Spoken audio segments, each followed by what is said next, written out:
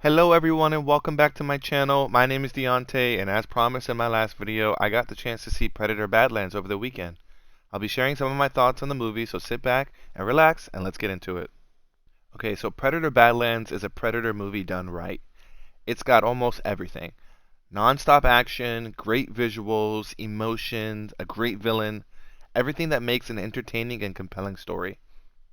In my honest opinion, this has got to be the best Predator movie since the original, and that's setting a high bar because the previous two entries in the Predator series were standouts as well.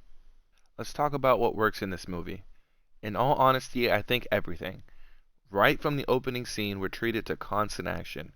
I swear, there's a new fight in this movie like every 5 minutes, each encounter getting progressively better and better as Deck, the Predator, learns to navigate through his newfound scenery until the ultimate climax showdown. And this isn't one of those movies where the camera is moving everywhere and you can see almost everything but the action. No. With this movie, we're locked in the entire time, and that cohesion makes every blow more dramatic. Predator Badlands delivers the kind of relentless, visceral action that defines the franchise. The set pieces are brilliantly choreographed, blending modern cinematic energy with the primal terror that makes the Predator so compelling. The violence is brutal, the stakes are tangible, and the hunt feels genuinely dangerous at every turn. It's a masterclass in tension building, proving that the spectacle can still serve narrative intent. Another thing that works in this film is the sound design. Now, I'm pretty sure it's because I saw this film in IMAX, but you feel every punch, stab, and slice that goes on in this movie. When the action starts and the music kicks in, you can't help but keep your eyes glued to the screen, waiting to see how the fight is going to end, and I love that. Actor Demetrius Kolowa-Montanji as Dek gives the Predator a much-needed breath of fresh air. Gone are the days where only the humans are the focal point of these movies.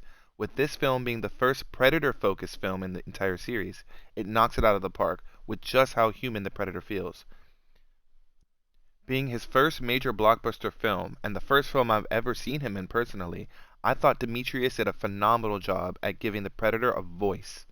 The emotion driving Dek, he's the outcast in his clan. You want to see him succeed and prove his worth as a hunter. Me wanting to see him claim his prize and avenge his brother is something I never thought I'd ever see, and I'm glad that he did. Elle Fanning is also in this movie, and she does a great job at being Dek's tool, as she aids him in his quest to claim his prize and defeat the Kalisk.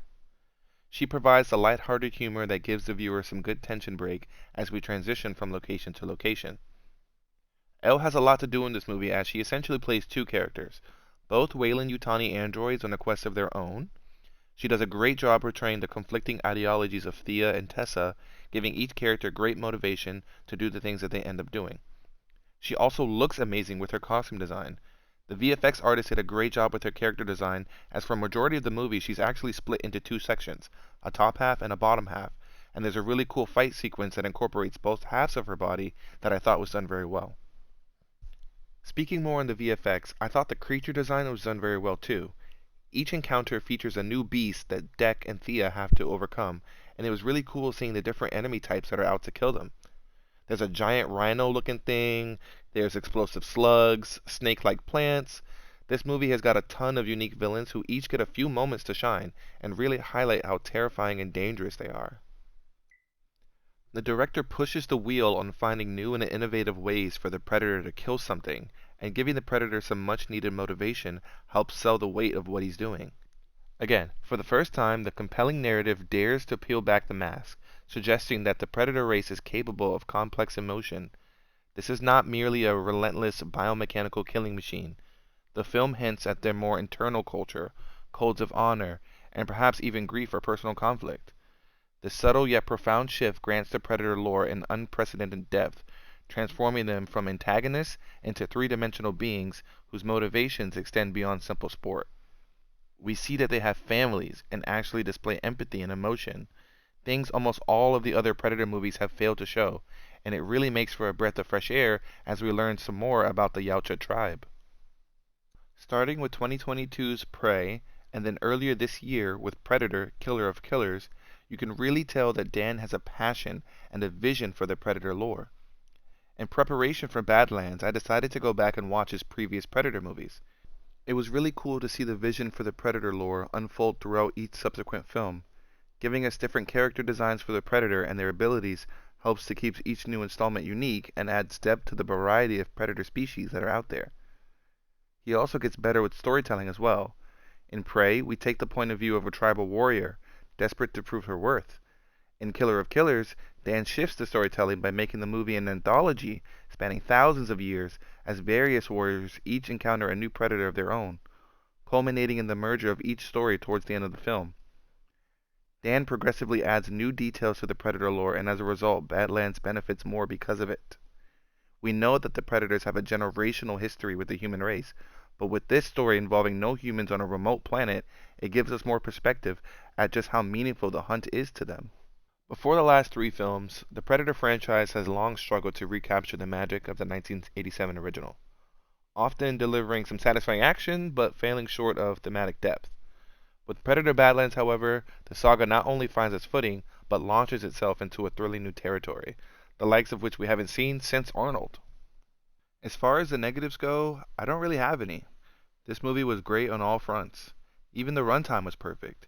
It felt long enough to really give us a chance to learn the characters, the world, and the motivations, but it's not overly long to where it starts getting repetitive. The movie hits that perfect sweet spot for telling a compelling narrative and then letting the audience digest it. It also makes for a rewatchable movie as it doesn't eat up too much time at being just over an hour and 45 minutes. This is definitely a high-scoring Predator film, and it's definitely going on some best of 2025 movie lists. Oh, and another cool thing, this movie is completely standalone. Just like with Prey, you don't have to watch any of the other Predator films to enjoy this one.